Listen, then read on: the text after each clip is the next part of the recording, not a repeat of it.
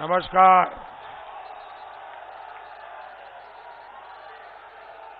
तीर्थराज प्रयागराज और थेवा कला के लिए प्रसिद्ध प्रतापगढ़ के लोगों को मेरा प्रणाम। ये भूमि मर्यादा पुरुषोत्तम श्री राम और श्री निषाद राज की महान मित्रता की साक्षी है।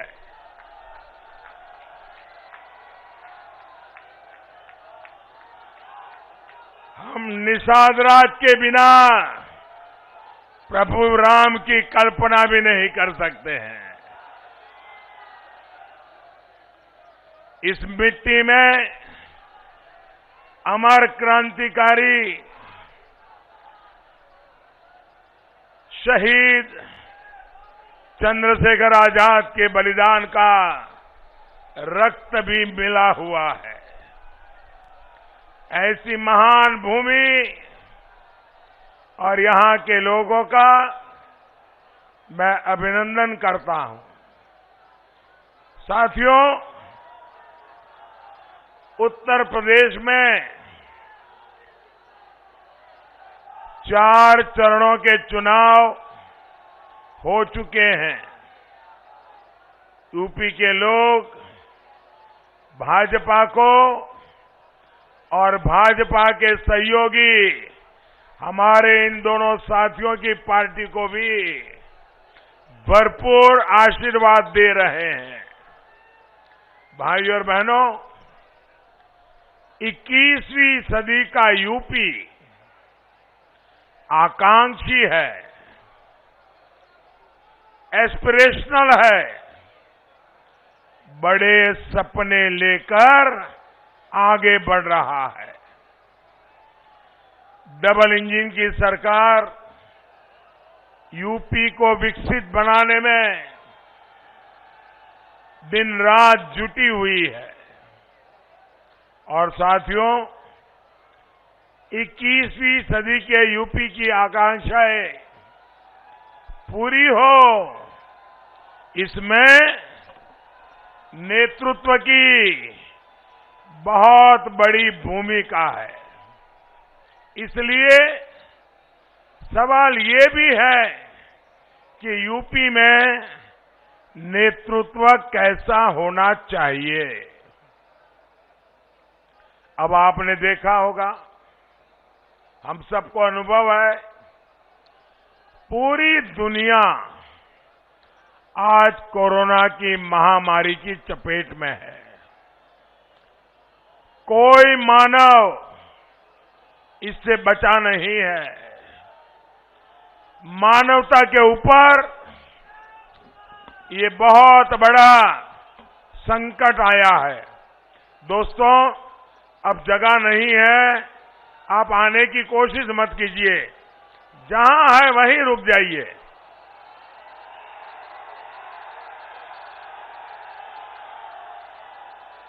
आपका प्यार, आपके आशीर्वाद के लिए मैं आपका बहुत आभारी हूं। भाइयों बहनों, योगी जी के नेतृत्व में इस क्षेत्र के सपूत मेरे परम मित्र केशव प्रसाद मौर्य जी ने यहां दिन रात एक कर दिया। अब आप देखिए, एक तरफ तो योगी जी है, केशव प्रसाद है, संजय जी है, अनुप्रिया जी है, और दूसरी तरफ कैसा नेतृत्व है? दूसरी तरफ ऐसे लोग हैं जिन्होंने वैक्सीन को लेकर अफवाहें फैलाई, लोगों को गलत रास्ते पर ले जाने की कोशिश की। जो लोग अपने राजनीतिक स्वार्थ के लिए निर्दोष नागरिकों को गुमराह करे, क्या ऐसे नेता यूपी को चलेगा क्या? ऐसा नेता चलेगा क्या? भाइयों और बहनों, प्रयागराज की प्रतिष्ठा यहां के बुद्धिजीवी लोगों, यहां की संस्कृति, साहित्य और कला प्रेम से भी है। आप सभी प्रबुद्ध लोग इस बात से तो परिचित है कि बदली विश्व व्यवस्था में भारत का मजबूत होना कितना जरूरी है और मजबूत भारत सशक्त उत्तर प्रदेश के बिना संभव ही नहीं है। आज जो गौर परिवारवादी आपके पास आकर वोट मांग रहे हैं, वो कभी सशक्त और आधुनिक उत्तर प्रदेश का निर्माण नहीं कर सकते, क्योंकि ये लोग कैसे हैं? ये ऐसे लोग हैं जो अफवाहवादी है, ये ऐसे लोग हैं जो पलायनवादी है। इतना ही नहीं, ये ऐसे लोग हैं जो घोर अंधविश्वासी भी हैं। क्या किसी अंधविश्वासी को उत्तर प्रदेश का नौजवान स्वीकार कर सकता है? कर सकता है?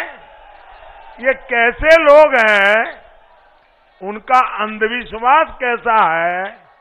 कुर्सी न चली जाए इसके लिए ये लोग नोएडा नहीं जाते, बिजनौर नहीं जाते। क्या ये उत्तर प्रदेश के लोगों का अपमान है कि नहीं है? अपमान है कि नहीं भैया? बिजनौर से जो टैक्स आता है उसमें तो मलाई मारने को तैयार, नोएडा से जो टैक्स आता है उसमें मलाई मारने को तैयार, लेकिन वहां के लोगों को मिलके जाना, उनके सुख दुख पूछना, उसमें अंधविश्वास आड़े आ जाए। क्या ऐसे लोग उत्तर प्रदेश का भला कर सकते हैं? आधुनिक उत्तर प्रदेश बना सकते हैं? 21वीं सदी के आधुनिक होते उत्तर प्रदेश को ऐसा नेतृत्व कभी भी मंजूर नहीं हो सकता। ये लोग क्या कभी यूपी के युवा का, यहां के नौजवान का, उनका सोच क्या है, उनका मन क्या है, क्या ये अंधविश्वासी लोग समझ सकते हैं? समझ सकते हैं? आप मुझे बताइए, जिनकी सोच ऐसी हो वो यूपी को आधुनिक बना पाएंगे? यूपी का भला कर पाएंगे? नौजवानों को समझ पाएंगे? भाइयों और बहनों, जब मैं किसी भी पद पर नहीं था और पार्टी का एक छोटा सा कार्यकर्ता था और पार्टी के काम के लिए हिंदुस्तान भर में भ्रमण करता था और मुझे अक्सर प्रयागराज आना होता था। एक तो यहां की यूनिवर्सिटी का गौरव और दूसरा यहां के होनहार छात्र छात्राएं।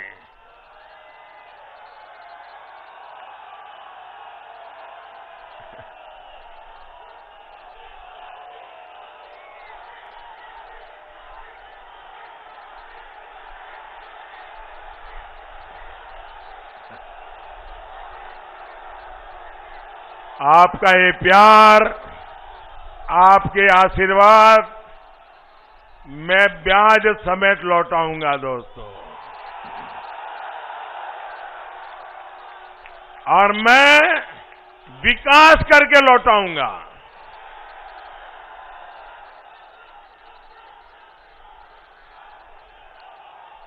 प्रयागराज एक तरह से मेधावी युवाओं का भी संगम है। लेकिन 2017 के पहले की सरकारों ने यहां की प्रतिष्ठा को खूब ठेस पहुंचाई दोस्तों। पूरे प्रदेश, पूरे देश से जो युवा यहां आते हैं, उनसे इन गौर परिवारवादियों ने छल किया है, छल किया है। आप भी जानते हैं कि नौकरी के नाम पर पिछली सरकारों के आयोग में बैठे लोग किस क्वालिफिकेशन को जरूरी मानते थे? इनके लिए योग्यता की अहमियत नहीं, बल्कि सिफारिश, जातिवाद, क्षेत्रवाद और नोटों के बंडल, यही सब कुछ था। इन लोगों ने अपने कारोबारियों को आयोगों की जिम्मेदार पदों पर बिठाकर जो खेल खेला, उसने कितनी ही युवाओं की जिंदगियां तबाह कर दी, होनहार युवाओं की। आज ये लोग नौकरी के नाम पर फिर उत्तर प्रदेश के युवाओं को धोखा दे रहे हैं, धोखा। भाइयों बहनों, सच्चाई ये है कि इन लोगों ने अपने 10 साल के शासन में सिर्फ 2 लाख लोगों को सरकारी नौकरी दी, और वो भी भाई भतीजावाद, जातिवाद, पैसों के बंडल। जबकि योगी जी की सरकार ने अपने 5 साल में, उन्होंने 10 साल में 2 लाख, और योगी जी ने 5 साल में 5 लाख नौजवानों को सरकारी नौकरी दी। और ये नौकरियों में भी सिफारिश का रास्ता नहीं, भ्रष्टाचार का रास्ता नहीं, जातिवाद का रास्ता नहीं, भाई भतीजेवाद का रास्ता नहीं, पूरी तरह पारदर्शिता के साथ गरीब के बेटे बेटी को भी रोजगार देने का काम किया। साथियों, हमारी सरकार ने युवाओं की दिक्कत को समझना, उनकी परेशानियों को दूर करने का ईमानदारी से प्रयास किया है। पहले उत्तर प्रदेश में पीसीएस की परीक्षा का सिलेबस और यूपीएससी का सिलेबस अलग अलग होता था, और इसके कारण क्या होता था? छात्र छात्राएं इन दोनों परीक्षाओं की अलग अलग तैयारी करते थे, उन पर बहुत बोझ बढ़ जाता था, बहुत समय लगता था, धन भी बहुत खर्चा होता था। हमारी सरकार ने आपकी ये परेशानी समझी, और अब आज यूपी पीसीएस और यूपीएससी का सिलेबस लगभग एक जैसा कर दिया। यानी एक ही मेहनत से, उतनी ही मेहनत से आप दोनों परीक्षा की तैयारी करिए, दोनों परीक्षाएं दीजिए, और आप आगे आकर के देश का भविष्य बनाइए। हमारी सरकार ने ग्रुप सी और ग्रुप डी की नौकरियों से जो इंटरव्यू खत्म किया, उसका भी लाभ अनेक युवाओं को मिला है। साथियों, पहले की सरकारों में विकास के नाम का, विकास के काम ना होने की एक और बहुत बड़ी वजह थी जातिवाद और भाई भतीजावाद। परियोजना बनने से लेकर पास होने तक और उसके काम शुरू होने से पहले ठेकेदारी तक में भाई भतीजावाद, छोटी छोटी ठेकेदारी में, अरे कुंभ जैसे पवित्र काम में भी ये गोरख धंधे इन्होंने किए हुए हैं। गौर परिवादियों के करीबियों को ही ज्यादातर सरकारी परियोजनाओं के ठेके दिए जाते थे। कहीं पानी की पाइपलाइन बिछानी है तो ठेका परिवारवादियों के किसी करीबी को मिलता था। कहीं सीवर लाइन बिछानी है तो ठेका उन्हीं के किसी भाई भतीजे को मिलता था, क्योंकि कोई पूछने वाला नहीं होता था। तो ये लोग काम भी घटिया क्वालिटी का करते थे, क्योंकि कोई कार्रवाई नहीं होती थी। इसलिए ये लोग आधा अधूरा काम करके पूरे के पूरे पैसे लेकर के भाग जाते थे। प्रयागराज ही नहीं, यूपी के मेरे नौजवान मित्रों ध्यान रखिए, यूपी के हर जिले का ऐसा ही हाल है। आधे अधूरे काम छोड़ करके भाग गए और पैसे पूरे लेकर के चले गए। यहां के बाहुबली, यहां के माफिया, उनकी मर्जी की सबसे बड़ी सर्वोपरि उनकी मर्जी हुआ करती थी। इस वजह से कहीं अस्पताल अधूरा, कहीं स्कूल अधूरा, उनके ठेकेदार और दलालों की जेब भर गई तो वे संतुष्ट हो जाते थे। योजना का पैसा मिल बांटकर खा लिया जाता था। योगी जी की सरकार में आने के बाद माफिया का क्या हुआ? गए जेल। माफिया का क्या हुआ? माफिया का क्या हुआ? और ठेकेदारी में भी ये जो लोग थे वो भी 5 साल ताले लगा करके बैठ गए हैं, और अगर मौका मिला तो ताला खोद करके वो फिर से ठेकेदारी के लिए आने वाले हैं। क्या ऐसे लोगों को आने देंगे? आने देंगे? माफियाओं को जेल से बाहर आने देंगे? जेल से बाहर आने देंगे? अब पूरी पारदर्शिता के साथ योग्य लोगों को काम दिया जा रहा है। और इन सबसे बड़ा उदाहरण आपने यहां प्रयागराज में कुंभ के दौरान देखा है।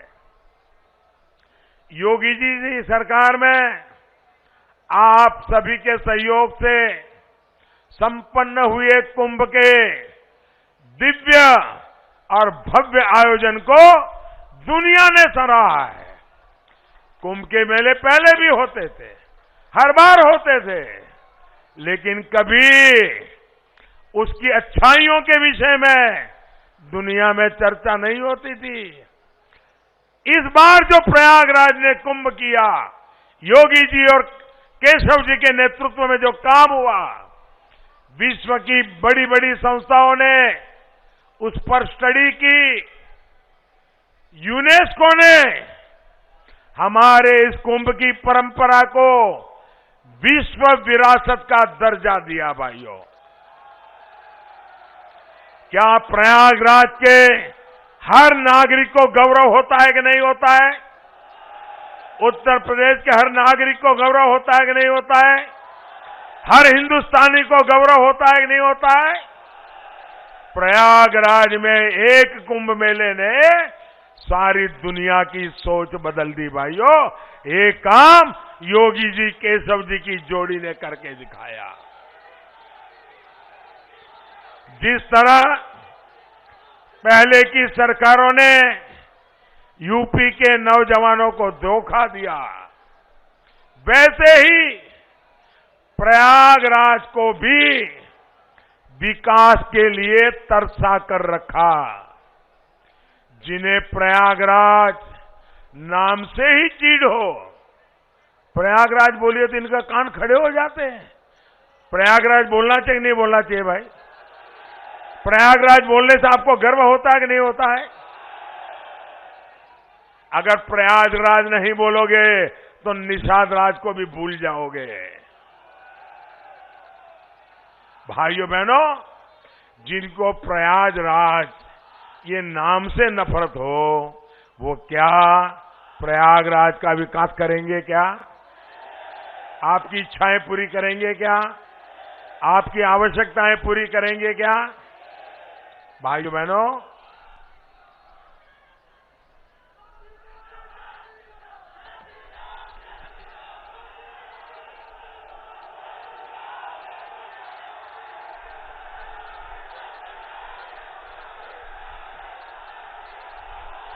एक और ये लोग हैं, तो वहीं दूसरी तरफ भाजपा और उसके सहयोगी हैं, जिन्होंने प्रयागराज के लिए लगातार 5 साल काम किया है।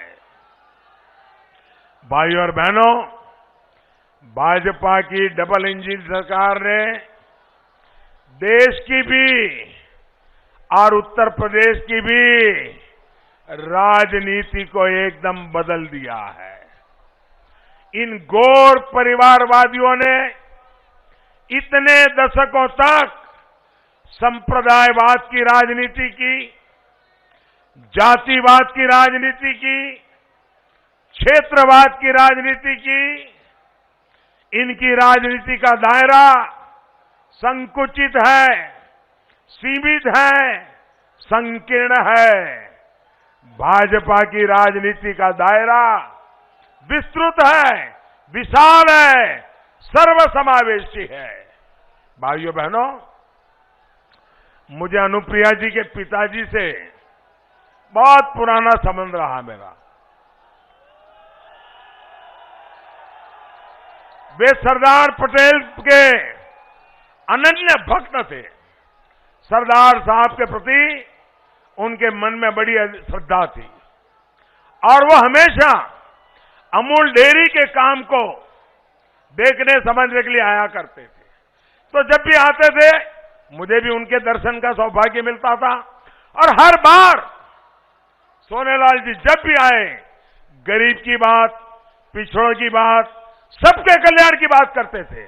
भाइयों बहनों, मुझे जब भी हमारे संजय जी से बात करने का मौका मिला, अभी भी वो मुझे समाज के सब वर्गों की भलाई की बात कर रहे थे। भाइयों बहनों, भाजपा की राजनीति का दायरा विस्तृत है, विशाल है और जैसे अभी अनुप्रिया जी बता रही थी, सर्वसमावेशी है। इसलिए चुनाव परिणाम आने के बाद चुनाव आयोग को इन लोगों ने शुरू कर दिया है। मुझे किसी ने मैसेज दिया, बड़ा मजेदार मैसेज दिया। वो यहां की राजनीति को बराबर जानते हैं। तो उन्होंने मैसेज दिया कि मुझे लगता था कि जब 5वां चरण पूरा हो जाएगा या 6वां चरण पूरा हो जाएगा, इसके बाद ये ईवीएम को गाली देना शुरू करेंगे। लेकिन इस बार तो इन्होंने 4थे चरण में ही सुबह से ही ईवीएम को गाली देना शुरू कर दिया। जो लोग एग्जिट पोल का इंतजार करते हैं ना, मैं उनको कहता हूं एग्जिट पोल का इंतजार मत कीजिए। ये जैसे ही ईवीएम को गाली दे तो समझ लीजिए कि उनका खेल खत्म।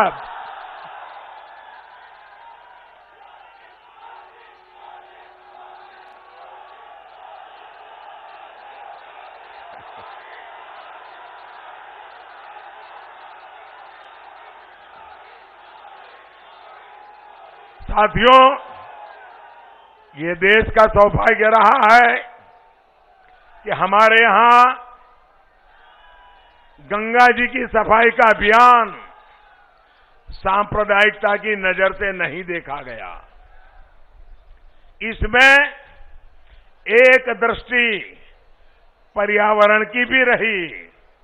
माना गया कि चलिए पर्यावरण से जुड़ा कोई अच्छा काम हो रहा है। सांप्रदायिकता का रंग नहीं रंगा उसे।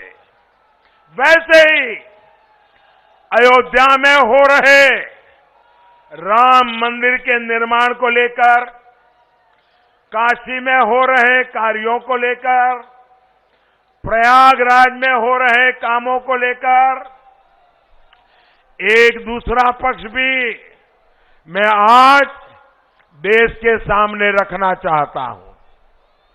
और ये उन लोगों के लिए जानना जरूरी है जो अयोध्या, काशी, मथुरा, प्रयागराज, केदारनाथ, बद्रीनाथ यहां हो रहे सब कामों को सांप्रदायिक नजर से देखते हैं। साथियों, अगर मैं कोरोना से पहले की बात करूं तो 2 साल पहले 2019 में मुस्लिमों के पवित्र स्थान मक्का में 2 करोड़ से ज्यादा लोग हज करने लिए, उम्रा करने के लिए गए थे।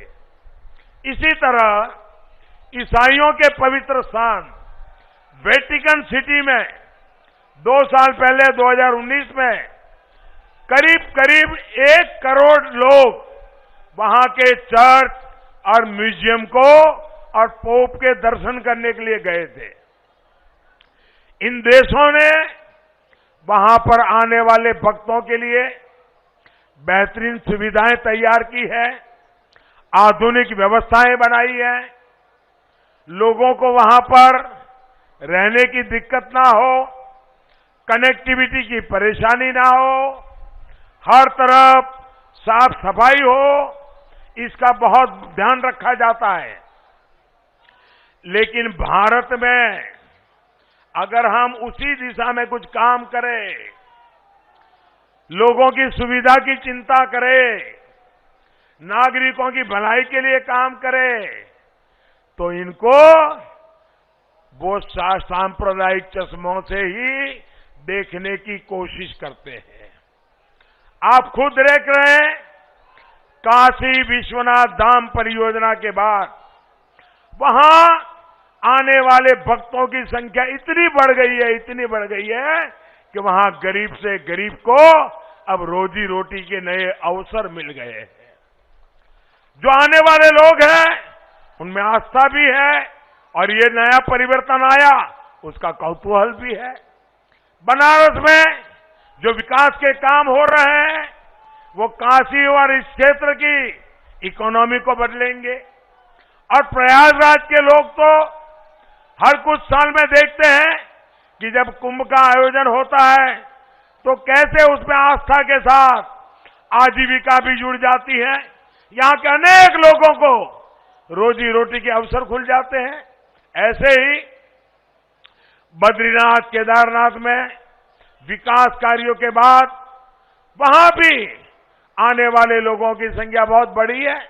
मुझे भी वहां के मुख्यमंत्री बता रहे थे कि कोरोना के पहले केदारनाथ में अब तक जितने लोग आए होंगे प्रति वर्ष उससे ज्यादा डबल संख्या में लोग आना शुरू हुए। तो पूरे उत्तराखंड की इकोनॉमी चल रही है। भाइयों बहनों, जब भक्तों की संख्या बढ़ती है, यात्रियों की संख्या बढ़ती है, टूरिस्टों की संख्या बढ़ती है, तो रोजी रोटी देती है कि नहीं देती है? रोजी रोटी देती है कि नहीं देती है? गरीब से गरीब को काम मिलता है कि नहीं मिलता है? शहर में टैक्सी चलाने वाला हो उसका भी रोजगार बढ़ता है कि नहीं बढ़ता है? रास्ते के किनारे पर जो फूल बेचता है उसके फूल बेचने वाले की भी कमाई बढ़ती है कि नहीं बढ़ती है? जो छोटी छोटी सराय लेता है काम करता है उसको रोजगार मिलता है कि नहीं मिलता है? जो अच्छी होटल चलाते हैं उसको रोजगार मिलता है कि नहीं मिलता है?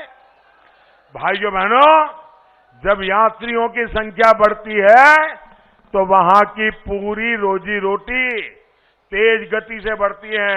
हम जो काम कर रहे हैं पूरा हिंदुस्तान अब उस तरफ आने वाला है और ये सारे स्थान आर्थिक गतिविधि का बहुत बड़ा केंद्र बनने वाला है। और इसलिए हमारी सरकार कनेक्टिविटी पर बहुत जोर दे रही है। और मुझे बताया गया है कि 3 साल के भीतर ही ये जो हमारा प्रयागराज एयरपोर्ट अभी बना, और हमें कम समय में बनाया, समय से पहले बना दिया। प्रयागराज एयरपोर्ट में 10 लाख से ज्यादा यात्रियों की आवाजाही हो चुकी है। भाइयों, लखनऊ और वाराणसी के बाद आज प्रदेश में ये आंकड़ा छूने वाला प्रयागराज हमारा तीसरा एयरपोर्ट बन गया है।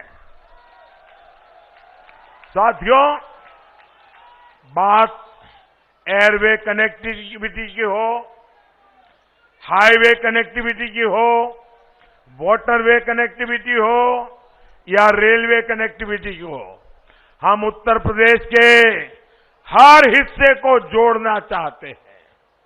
योगी जी की सरकार इसलिए ही यूपी में आधुनिक एक्सप्रेसवे बनवा रही है, नए एयरपोर्ट्स बनवा रही है।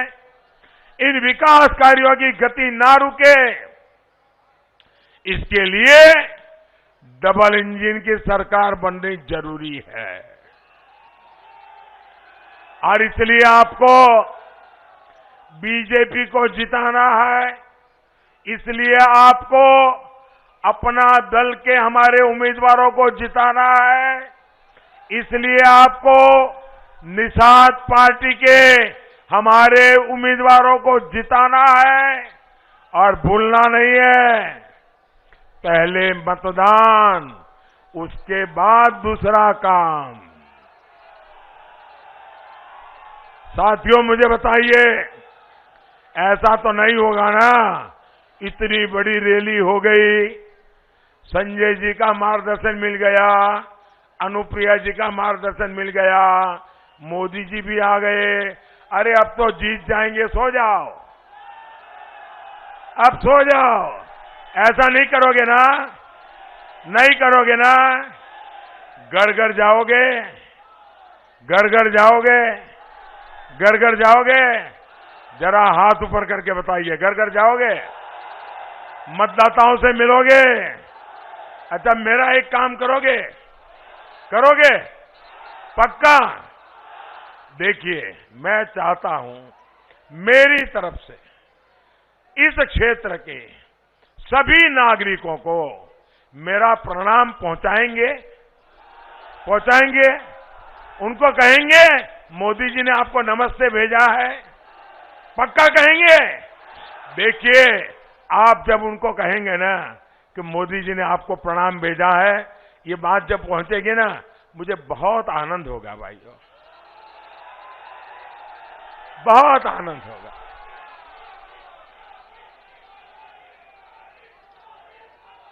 और इसलिए मैं आपसे चाहता हूं, घर घर जाइए, सबको मेरा प्रणाम पहुंचाइए और मेरी तरफ से विनती कीजिए कि इस बार मतदान तो जरूर करना है।